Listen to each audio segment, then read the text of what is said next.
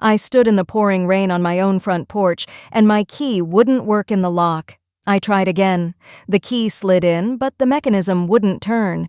Through the living room window, I could see her, Christina, my daughter-in-law, sitting on my late husband's recliner, scrolling through her phone with that little smile she got when posting on Instagram. I knocked, then pounded. She looked up. Our eyes met through the glass, and she smiled. Not her fake sweet smile. This one had teeth. She walked to the window and mouthed 2 words. Go. Away. Then she closed the curtain. Christina! Open this door. This is my house, I screamed, rain soaking through my jacket. The door cracked open 6 inches. The chain lock stretched between us. Go ahead and call the police, Patty, she said, using my nickname like poison. Tell them you're locked out. They'll ask for proof. Do you have your ID, your mail? Anything? My purse was inside.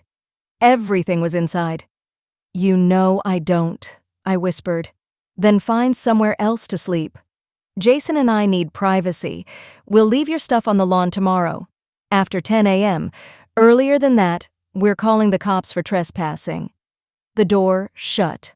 The deadbolt clicked. My name is Patricia Ann Sullivan. Everyone calls me Patty. I'm 58 years old. I've lived in this house in Seattle's Ballard neighborhood for 32 years. My husband, Tom, and I bought it in 1992 for $127,000. We painted every room. We planted the cherry tree out back. We raised our son Jason here. Tom died of cancer 4 years ago. And now I was locked out of our home by a woman who'd been part of our family for less than 3 years. Let me tell you how this happened. 3 years ago, my son Jason brought Christina home for Thanksgiving. He was 29, she was 25, and he looked at her the way Tom used to look at me. Mom, she's incredible, Jason told me. She has 50,000 Instagram followers. She made $80,000 last year from social media. Something about her made me uneasy. The way she walked through my house, touching things. The way she asked, Patty, do you live here all alone? In this big house? They got engaged 3 months later. The wedding cost $45,000. Jason paid for everything because Christina's parents had financial difficulties. I should have seen the pattern then. The first year was fine. They lived in Jason's downtown condo. Then 18 months after the wedding, Jason asked to talk privately. Mom, Chris, and I want to start a family, but the condo is only 900 square feet. We were hoping we could move in here, just temporarily. A year, maybe 2. Seattle real estate is insane. We could save $50,000 for a down payment if we lived here. I should have said no. Every instinct screamed no. This house was mine, my sanctuary. My memories of Tom lived in every corner. But this was Jason, my only child. How could I say no? Of course, I said. This is your home too. They moved in 2 weeks later. Within a month, I knew I'd made a terrible mistake. Christina started redecorating immediately, not asking, announcing. Patty, I'm having furniture delivered. We need to move this couch. My couch. The one Tom and I had picked out together. The one where he'd fallen asleep during his last good month, his head in my lap. The couch went to the garage, along with Tom's recliner, my grandmother's china cabinet, the bookshelf Tom built with his own hands. This stuff is so dated, Christina said sweetly. It's like living in a 1990s time capsule. My photos came off the walls. Wedding pictures of Tom and me, baby pictures of Jason. They were replaced by prints that said live, laugh, love, and good vibes only. Within 3 months, I barely recognized my own house. But it wasn't just furniture. It was how Christina treated me. Patty, I'm doing a sponsored post today. Maybe you could visit a friend? Patty, I need to photograph the dining table. Eat in your room tonight. Patty, Jason, and I need the master bedroom. It has better light for my morning routine. You don't mind moving to the guest room, do you? I did mind. Tom died in that room, in our bed, holding my hand. But I moved. Because Jason asked, because Christina cried and said I was making her feel unwelcome. So I moved into the 10 by 12 guest room, the room that used to be Jason's childhood bedroom, full circle, except I was the child now. The next 18 months were a slow erasure of me, of Tom, of everything this house meant. One day, I overheard Christina talking to a friend in the kitchen. We're basically subsidizing her living here, but once we get her to sell us the house, we'll finally have our own space. Sell them the house? That night, I confronted Jason. Are you planning to buy this house from me? He looked uncomfortable. Eventually. When you're ready. You're alone here, Mom. It's a lot of house for one person. I'm 58, Jason, not 88 inches. Be realistic. This is 2,400 square feet. You don't use most rooms, and property taxes are killing you, right? He was right about taxes. $8,400 a year. On my fixed income of $3,200 a month, it was tight. How much would you pay? I asked. We were thinking $250,000, maybe $275,000. My house was worth $680,000. Jason, that's not even half what it's worth. But we've been living here over a year. Contributing, maintaining the place, that counts for something. You've been living here rent-free. We pay utilities, which you'd pay anywhere. Are you seriously trying to buy my house for 40% of its value? We're trying to help, Mom.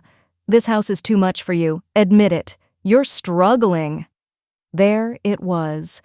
The narrative they'd been building. Poor Patty. Struggling Patty. Too old to manage. I'm not selling you my house, I said firmly. His face hardened. Fine. But Chris and I can't keep waiting forever. That was 4 months ago. Since then, things got worse. Christina stopped being even remotely polite when Jason wasn't around. Most women your age live in senior communities. You're just lonely here, clinging to a dead man. I saw you eating ice cream. At your age and weight, you need to be more careful. She stopped buying groceries I could eat, changed the Wi-Fi password without telling me, rearranged the kitchen so I couldn't find anything, threw away my mail, calling it junk. Jason saw none of it, or pretended not to. When I complained, he'd say, Mom, Chris is stressed. Cut her some slack. So I stopped complaining. I became invisible in my own home. 3 days ago, my friend Linda Martinez invited me to visit her in Tacoma. Get away from that situation, she said. You sound exhausted. I didn't tell Jason or Christina I was leaving. I just packed a bag Wednesday morning and drove to Linda's. For 3 days, I breathed. I laughed. Linda and I went to Pike Place Market, drank coffee, talked. I remembered what it felt like to matter. You can't go back there, Linda said Saturday night. They're abusing you. Jason is my son. He's all I have. He's not the son you raised anymore. Sunday afternoon, I drove back to Seattle, pulled into my driveway at 9:30 p.m., and walked to my front door. That's when I discovered my key didn't work. Now, I stood at Linda's house at 11:15 p.m., dripping wet, shivering, with no phone, no money, no ID. Linda opened the door, saw me, and pulled me inside.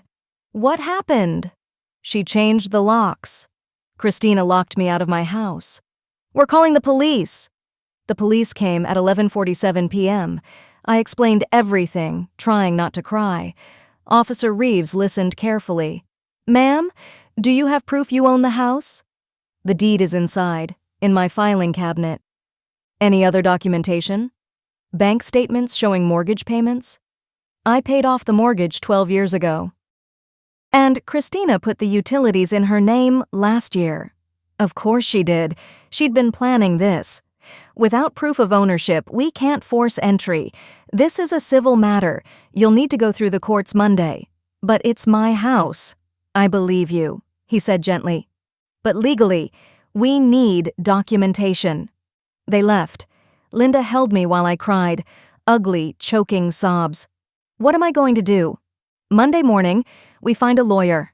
We get your house back, but Monday was 36 hours away, and I had nothing. I lay in Linda's guest bed that night, staring at the ceiling, and made a decision. I wasn't going to be a victim anymore. I didn't know how yet, but tomorrow I was going to start fighting. Because that house wasn't just property. It was the life Tom and I built. It was 32 years of memories. It was where I'd been happiest and saddest and most fully myself. And I wasn't going to let Christina take it without a fight, even if it meant losing Jason forever. Monday morning, Linda and I sat at her kitchen table at 6:30 a.m. with coffee and a plan, or trying to make one. Okay, Linda said, pulling up Google on her laptop. First, we need proof you own that house. Where did you keep the original deed? In my filing cabinet, in the guest room. Everything is in there. The deed, title insurance, old mortgage papers, everything. What about copies? Did you ever make copies? I shook my head. Oh, why would I? The house was mine. I never thought... My voice broke. I never thought my own son would do this. Linda reached across and squeezed my hand. We're going to fix this. What about your bank? Do they have records? Tom and I used Cascade Community Bank on Market Street. We've been with them for 30 years. They handled our mortgage. Perfect. Let's start there. We arrived at Cascade Community Bank when they opened at 9 a.m. The manager, Mrs. Elena Hoffman, had known Tom and me for years. She'd been at his funeral. Patty, how are you? She hugged me, then saw my face. What's wrong? I explained everything. The lockout, the police, my missing documents. Her expression shifted from sympathy to anger. That's elder abuse, financial exploitation. I'm only 58. Doesn't matter. You're over 50 and vulnerable. That's the legal definition. She sat down at her computer. Let me pull your records. She typed for several minutes, frowning. Then her frown deepened. Patty, when did you last check your accounts? I don't know. A few months ago? Why? She turned the screen toward me. Because according to this, you refinanced your house 6 weeks ago. You took out a $200,000 home equity line of credit. The room tilted. What? No, I didn't. I would never. The documents are right here. Application dated September 15th, approved September 22nd, first draw of $75,000 on September 28th. She scrolled down. Second draw of $50,000 on October 10th. That's $125,000 withdrawn so far. But I didn't sign anything. I didn't even know about this. Mrs. Hoffman's face was grim. Let me print these documents. The printer whirred. She handed me a stack of papers. On the third page was a signature. My signature, or something very close to it. That's not my signature, I said, but even I could see how similar it was. It's close, but look, the way the P curves. That's not how I write. Patty, I believe you. But this is sophisticated forgery. We're going to need a handwriting expert to prove it. She picked up her phone. I'm calling our fraud department, and you need to call the police again. This isn't just illegal eviction anymore. This is identity theft and fraud. My hands were shaking. $125,000. Where did the money go? Mrs. Hoffman checked the account. The first $75,000 went to an account at First Seattle Bank in the names of Jason Sullivan and Christina Chen. The second $50,000 went to the same account. My son had stolen $125,000 from me. There's more, Mrs. Hoffman said quietly. They filed paperwork to add Christina Chen as a co-owner on the house title. The application is pending with the county recorder's office. If it goes through, she'll legally own half your house. I felt like I was drowning. Can they do that? Just add her name? Not without your signature, but if they forged one signature, they can forge another. Linda, who had been silent until now, spoke up. Can we stop it? The title transfer? If we can prove fraud, yes, but we need to move fast. Once it's recorded, it becomes much harder to reverse. Mrs. Hoffman made calls to the fraud department, to the county recorder's office, to the bank's legal team. Then she looked at me seriously. "Patty, you need a lawyer, a good one. This is beyond what the bank can handle." "I don't have money for a lawyer." They took it all. "I know someone," Linda interjected. "My cousin Rosa's husband is a lawyer. He does elder law and estate planning. Let me call him."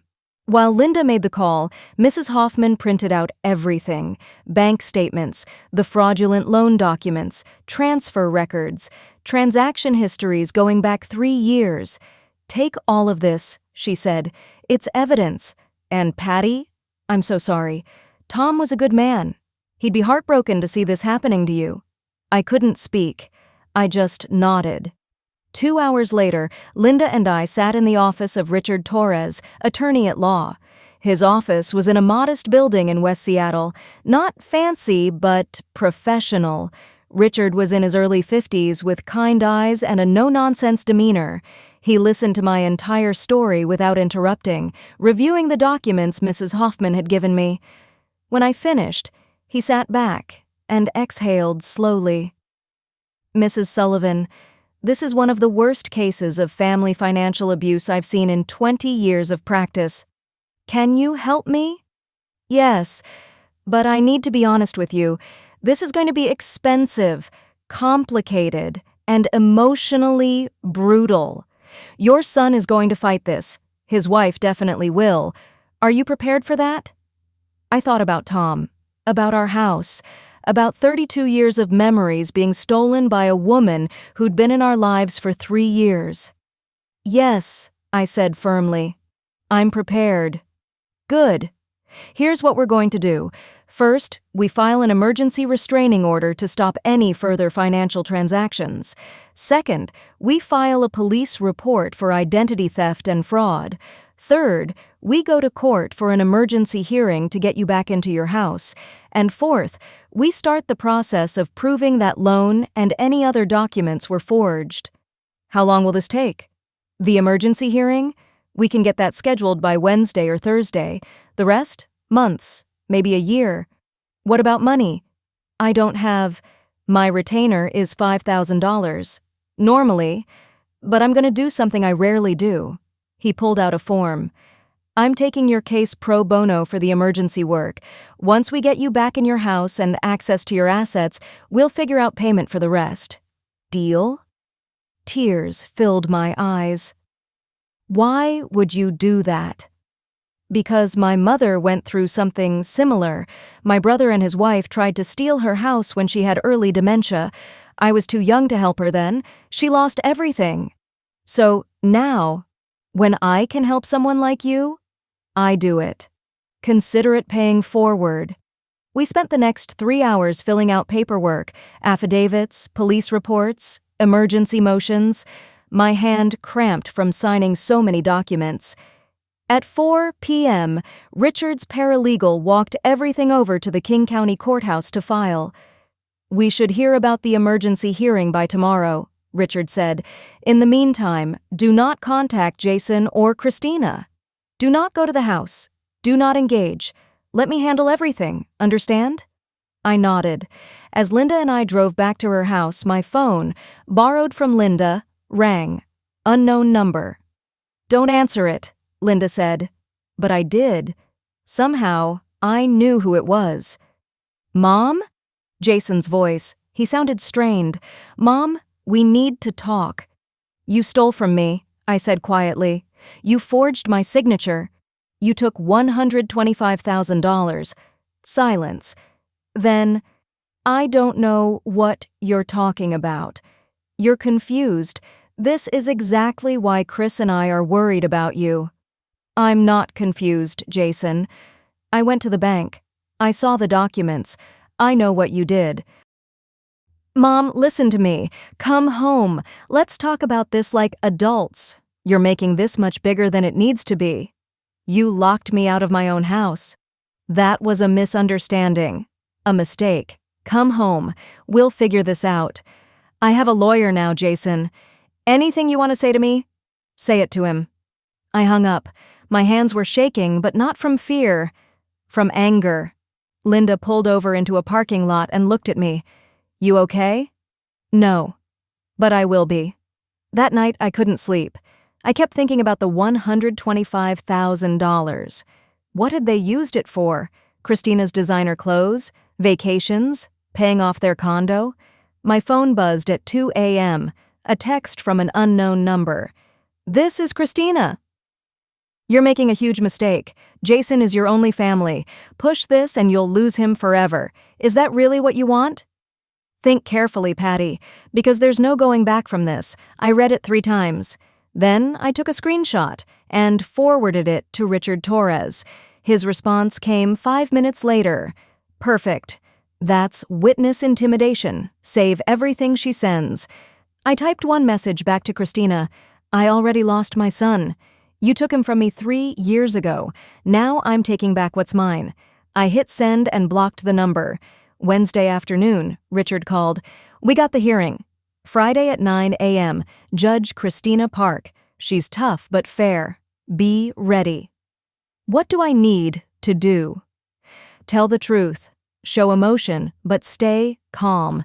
Bring the bank documents. And Patty, prepare yourself. They're going to paint you as a senile old woman who can't manage her own affairs. Don't let them shake you. Friday morning. I put on the nicest clothes Linda could lend me, a navy blue pantsuit that was slightly too big, and walked into the King County Courthouse with Richard and Linda beside me. In the hallway outside courtroom 7, I saw them, Jason in a dark suit, Christina in an expensive cream-colored dress looking like she was attending a charity luncheon, not a court hearing about stealing from her mother-in-law. Our eyes met. Jason looked away. Christina smiled. That smile told me everything I needed to know. She thought she was going to win, but she'd forgotten one thing. I wasn't the frightened, broken woman she'd locked out 5 days ago. I was a woman with nothing left to lose, and that made me dangerous.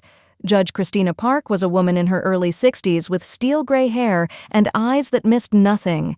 She looked at the 3 parties in her courtroom, me with Richard, Jason, and Christina with their lawyer, a slick-looking man named David Brenner in a $2,000 suit, and said, "Let's get started."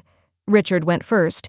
He presented the bank documents showing the forged loan, the fraudulent signatures, the attempted title transfer, Christina's threatening text message. "Your Honor, Mrs. Sullivan was illegally evicted from her own home. Her son and daughter-in-law forged her signature to steal $125,000. They changed the locks while she was visiting a friend. This is textbook elder financial abuse." Judge Park reviewed the documents carefully. "Mr. Brenner, your response?" David Brenner stood with the confidence of someone used to winning. "Your Honor, this is a tragic misunderstanding fueled by family dysfunction. My clients have been living with Mrs. Sullivan for nearly 3 years, helping her maintain a property she can no longer manage alone. The loan in question was discussed extensively with Mrs. Sullivan. She agreed to it verbally but then forgot, a pattern that has become increasingly common." "I never agreed to anything," I said before I could stop myself. Judge Park held up her hand. "Mrs. Sullivan, you'll have your turn. Mr. Brenner, continue." "We have witnesses who will testify to Mrs. Sullivan's declining memory and confusion, her inability to manage household finances, her erratic behavior. My clients love her deeply, but they're concerned for her safety and well-being." He pulled out a folder and handed copies to the judge and Richard.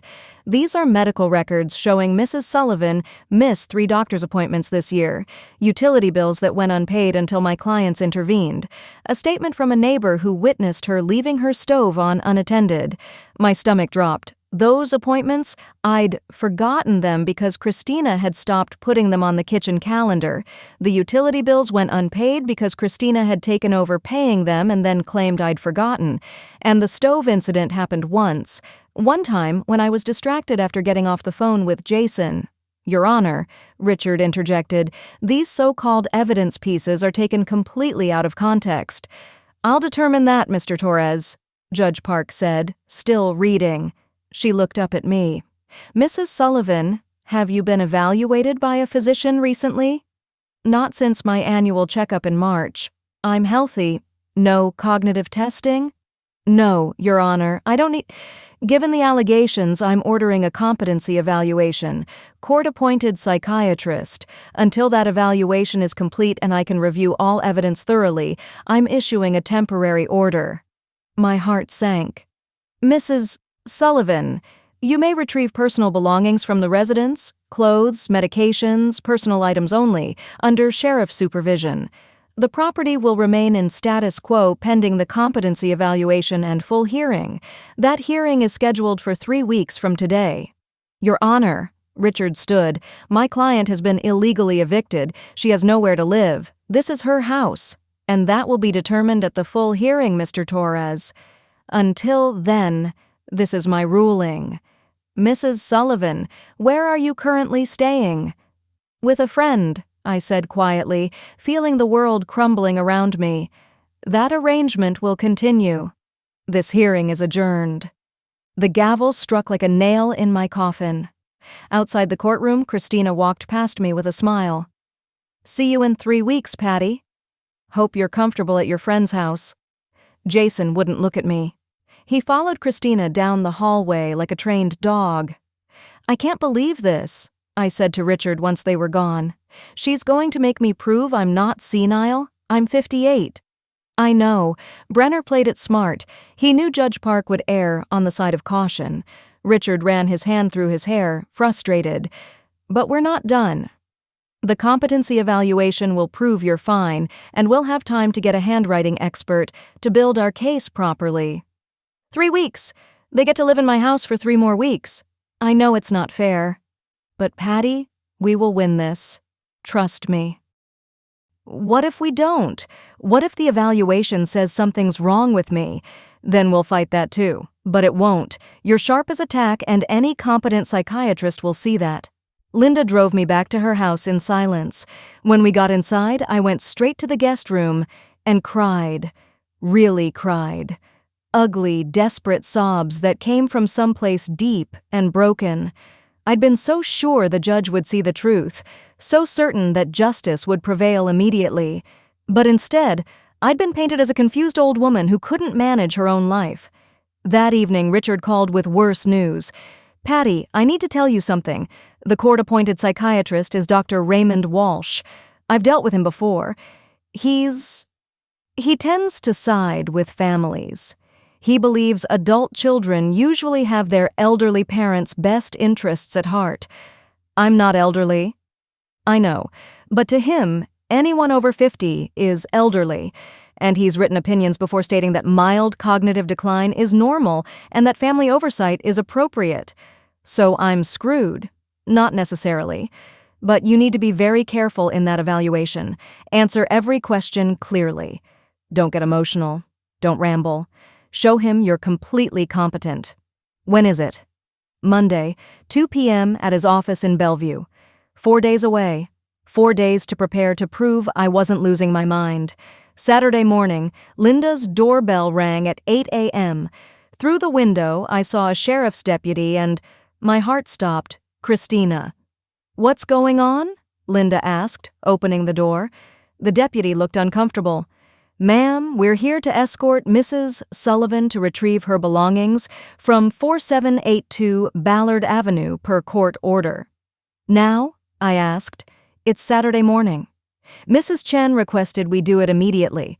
The deputy said, I'm just following the judge's order. Of course, Christina requested it. She wanted to humiliate me further. I got dressed and drove to my house with Linda and the deputy following. When we pulled up, Christina was waiting on the porch, drinking coffee from my favorite mug, the one Tom had given me on our 10th anniversary that said, World's Best Wife. Morning, Patty, she said cheerfully. Sleep well?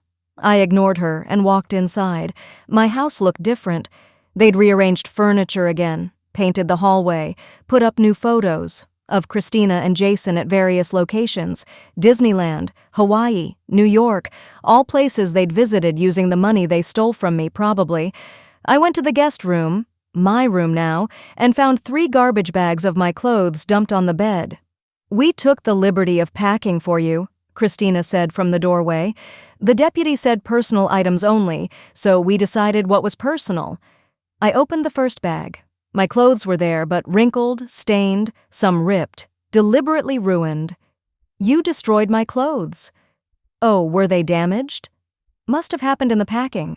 Accidents happen. She smiled sweetly. The deputy, standing in the hallway, looked away uncomfortably but said nothing. I gathered what I could salvage, some photo albums. Thank God they hadn't destroyed those. My jewelry box, Tom's watch, some books. In my bathroom, all my toiletries were gone. Where's my medication? My blood pressure pills? Oh, we threw those out, Christina said casually. They were expired. They weren't expired. I just filled that prescription 2 weeks ago. Really? We couldn't find a date on the bottle. Safety first, you know. You can get new ones from your doctor.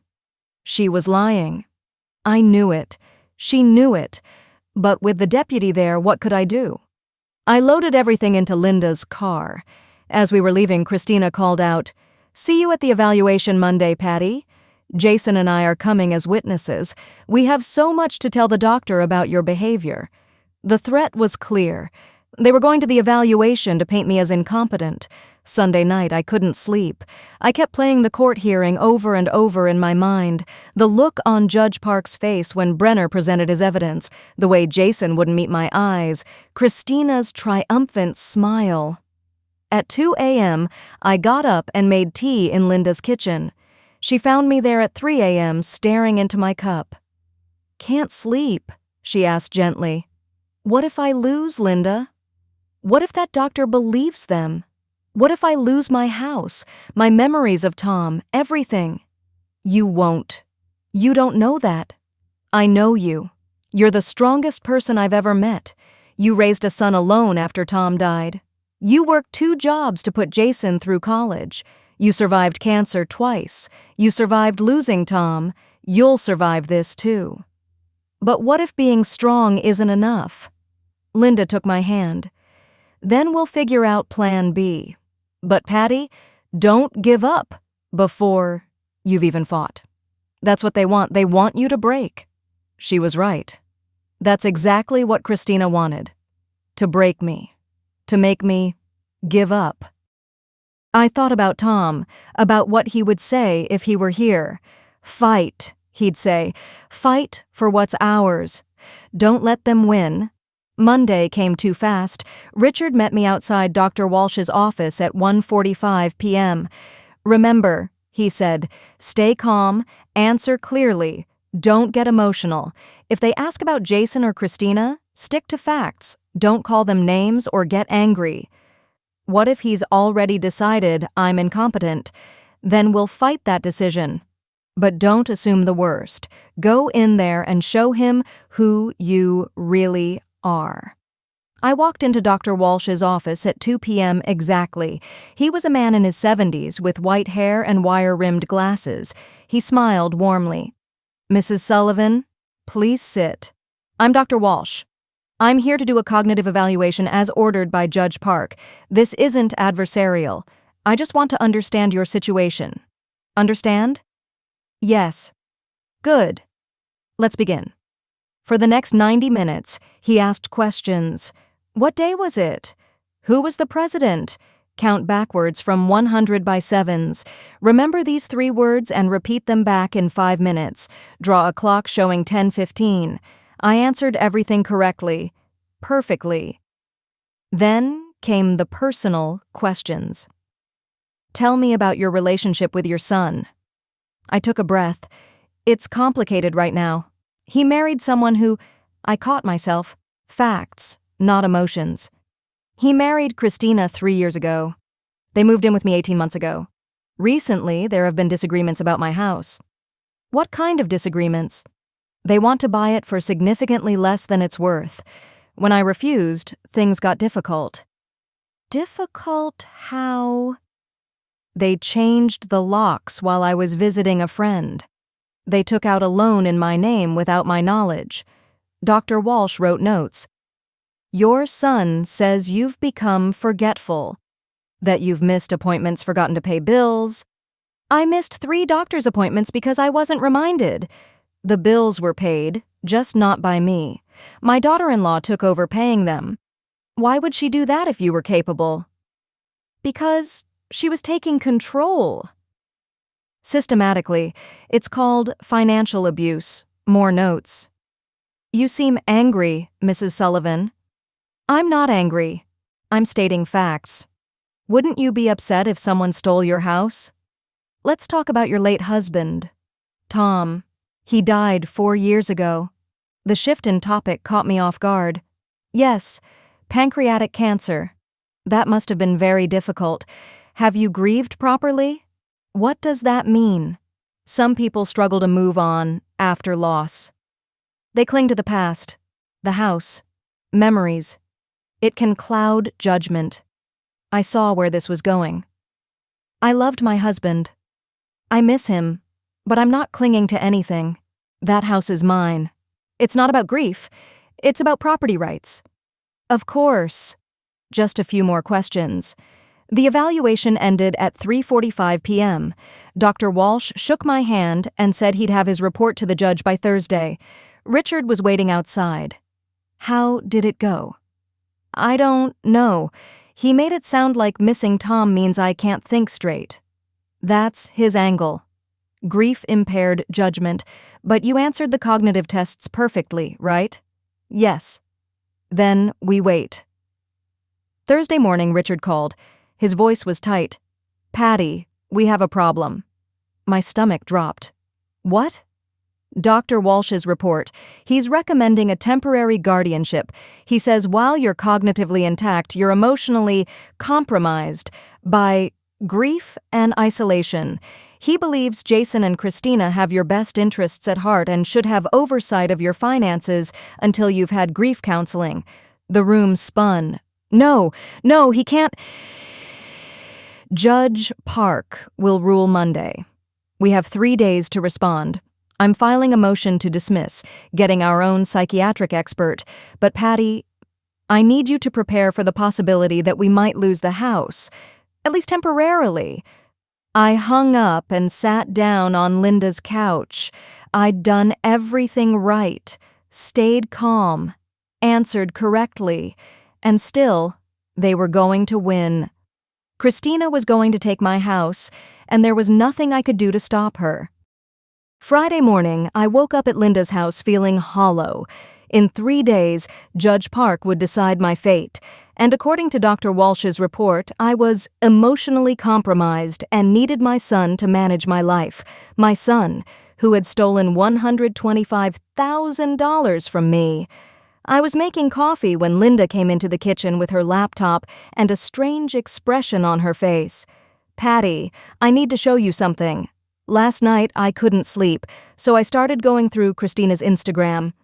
All those posts she makes? I wanted to see if there was anything we could use. Linda, I don't think her vacation photos are going to help. Just look. She turned the laptop toward me. On the screen was an Instagram post from October 12th, 3 days after I'd been locked out. The photo showed Christina holding champagne in my living room, wearing an expensive-looking designer dress. The caption read, "Finally getting what we deserve. Big changes coming. Sometimes you have to be ruthless to get ahead in life. New beginnings. Ja our house goals. Ja worth the wait." The comments were even worse. OMG, did you finally get the house? Chris, I'm so proud of you. You worked that situation perfectly. Your MIL finally moved out? Yes! And Christina's reply, let's just say patience pays off, and knowing how to play the game. I stared at the screen. She posted this publicly? There's more. Linda scrolled. Look at this post from September 20th. Another photo. Christina at a bank, holding paperwork with the caption, "Adulting is hard but necessary. Getting all our ducks in a row. Duck money, hashtag financial planning, hashtag future secured, September 20th, 3 days before the fraudulent loan was approved. She documented everything," Linda breathed. She was so confident she'd get away with it, she posted about it online. My hands were shaking as I scrolled through more posts. There were dozens. Christina showing off new furniture, redecorating our space, out with the old. Posted 2 months after they moved in, photos of expensive dinners with captions about investing in our future. A post from August showing her at a jewelry store with hashtag treating myself, hashtag worth it. All of it paid for with money stolen from me. Linda, we need to send all of this to Richard right now. We spent the next hour screenshotting every post, every comment, every date stamp. Then I called Richard. Richard, we found something. Christina's been posting about the whole thing on Instagram. She admitted she was planning to take the house. She posted photos the day after the fraudulent loan went through. Silence. Then, send me everything. Every screenshot, every comment. Patty, this is huge. This shows premeditation, intent. This changes everything. Can we use it in court? Absolutely. Social media posts are admissible evidence, and she basically confessed to fraud online. I'm calling the prosecutor's office right now. This isn't just civil anymore. This is criminal. That afternoon, Richard, Linda, and I met with Detective Maria Santos from the Seattle Police Financial Crimes Unit. She was a sharp-eyed woman in her 40s who listened to our story while reviewing the Instagram posts. This is the dumbest criminal I've seen in years, she said, shaking her head. Who commits fraud and then posts about it online? Can you arrest them? I asked. I'm opening an investigation immediately. The forged signatures, the fraudulent loan, the attempted title transfer, that's identity theft, forgery, and fraud. Combined with these posts showing intent and premeditation, she smiled grimly. Yeah, we've got a case. What about the court hearing Monday? I'll coordinate with Mr. Torres. We'll present our findings to Judge Park. This competency evaluation nonsense will go out the window once she sees evidence of an actual crime. For the first time in weeks, I felt hope. Monday morning arrived. Richard had filed an emergency motion over the weekend, including all the Instagram evidence and Detective Santos's preliminary findings. Judge Park looked different today. Harder. She'd clearly read the new evidence. Mr. Brenner, she said, before anyone could speak, I've reviewed the supplemental materials filed by Mr. Torres. I also spoke with Detective Santos from SPD Financial Crimes. Would you like to explain why your clients posted on social media about their fraudulent activities? David Brenner stood, looking rattled for the first time. Your Honor, I wasn't aware of these posts. My clients may have used poor judgment in their social media activity, but that doesn't prove poor judgment? Judge Park held up a printed screenshot. Ms. Chen posted, finally getting what we deserve 3 days after illegally evicting her mother-in-law. She posted about playing the game and being ruthless. This isn't poor judgment, Mr. Brenner. This is confession. Christina whispered urgently to Brenner. He held up a hand. Your Honor, my client would like to address the court. Miss Chen, you may speak. Christina stood, and I saw her put on that sweet smile she used so well. But this time, Judge Park wasn't buying it. Your Honor, those posts were taken out of context. I was talking about interior design, about redecorating. You wrote, getting what we deserve and used house emojis. Judge Park interrupted. You wrote, your MIL finally moved out in response to a comment. How is that about interior design? Christina's smile faltered. I was joking. People exaggerate on social media all the time. Ms. Chen, I've been a judge for 18 years. I've seen many things, but I've rarely seen someone document their own crimes so thoroughly. Judge Park turned to Jason. Mr. Sullivan, do you have anything to say? Jason stood slowly. He looked terrible, pale, exhausted, like he hadn't slept in days. Your Honor, I didn't know Christina was posting those things. I didn't know she was planning. So, so,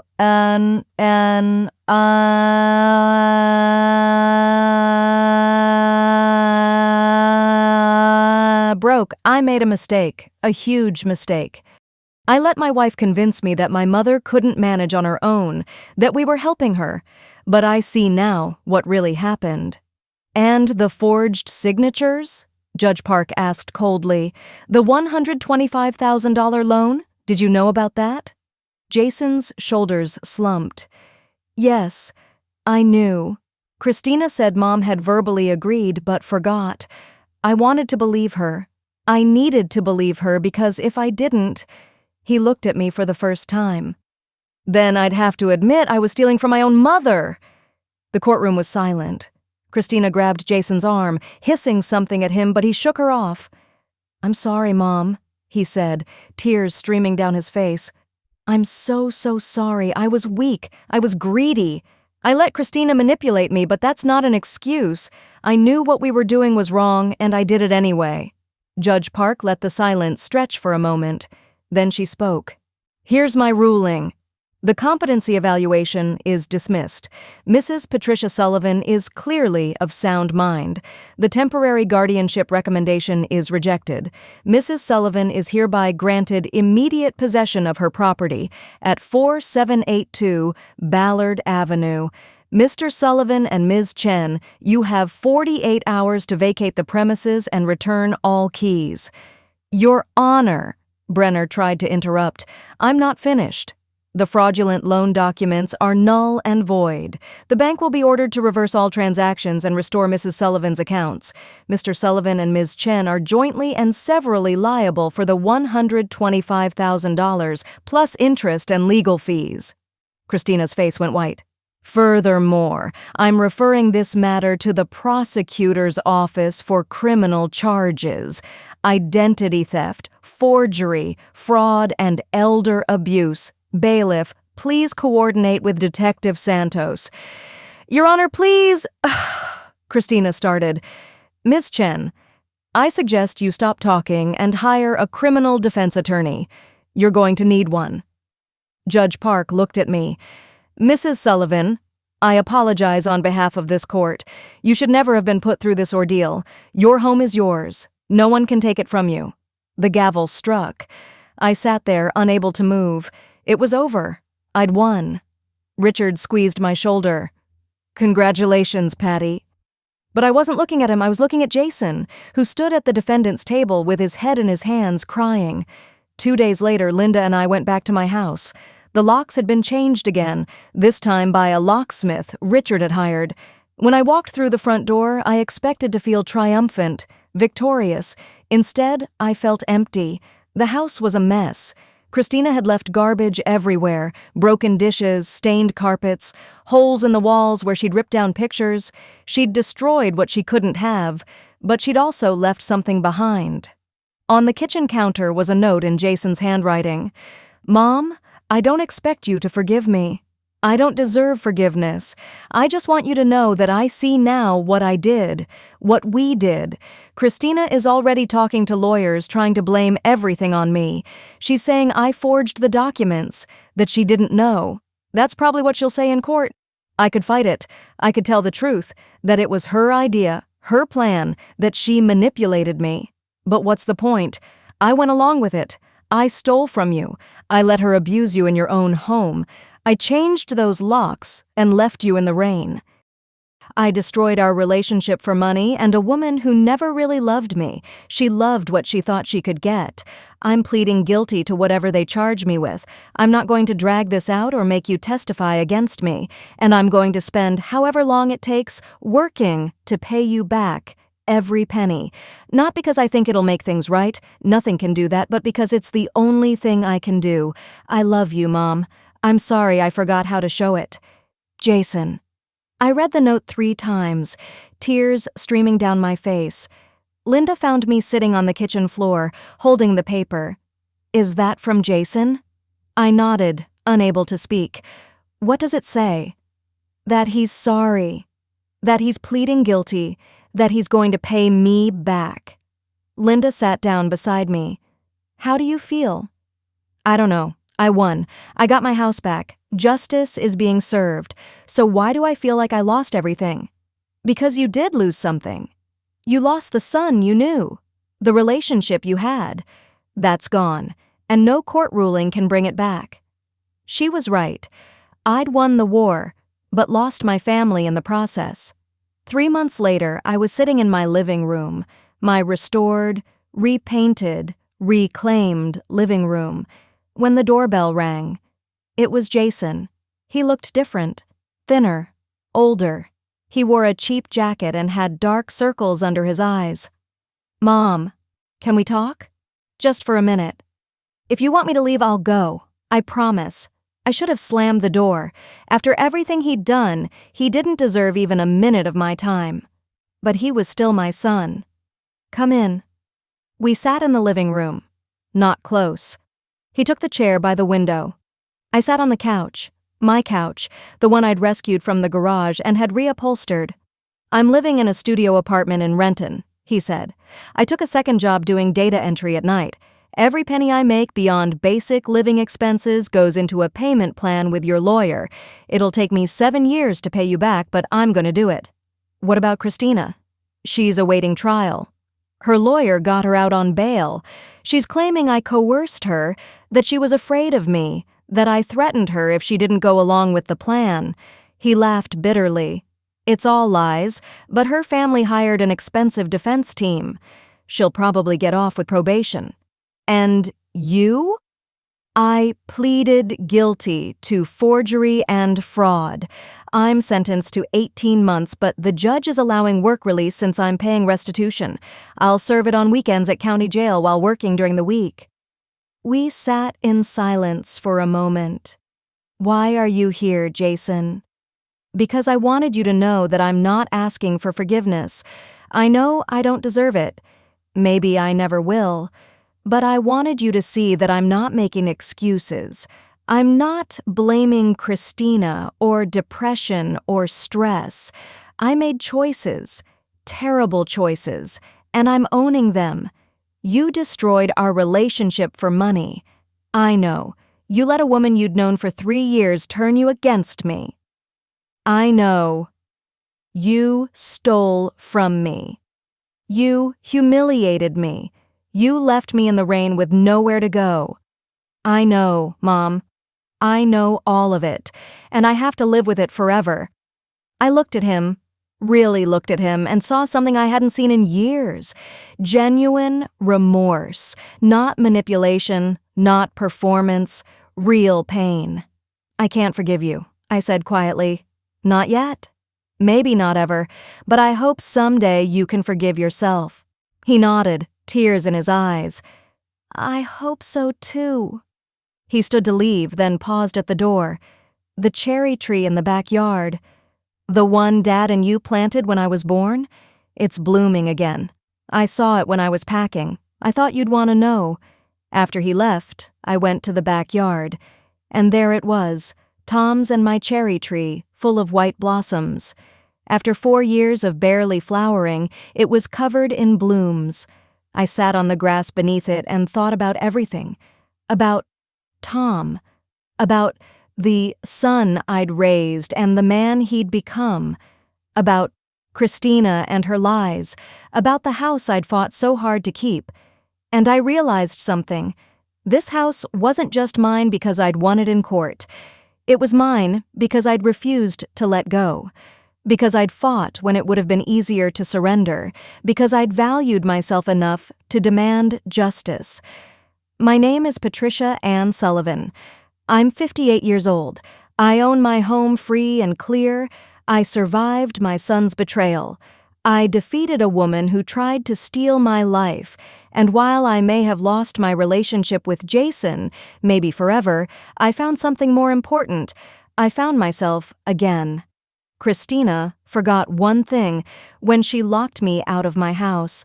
I was Tom Sullivan's wife, the woman who'd fought cancer twice, who'd raised a son alone, who'd worked 2 jobs to build a life. She underestimated me.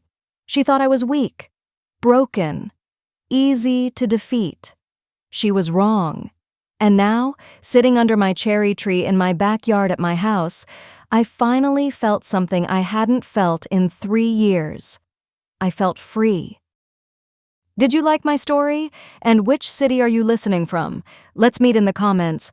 If you liked the story, you can support me by sending a super thanks so I can keep bringing more stories like this.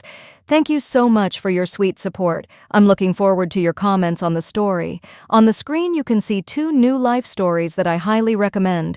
There's so much more on my channel. Don't forget to subscribe. See you in the next life story. With love and respect.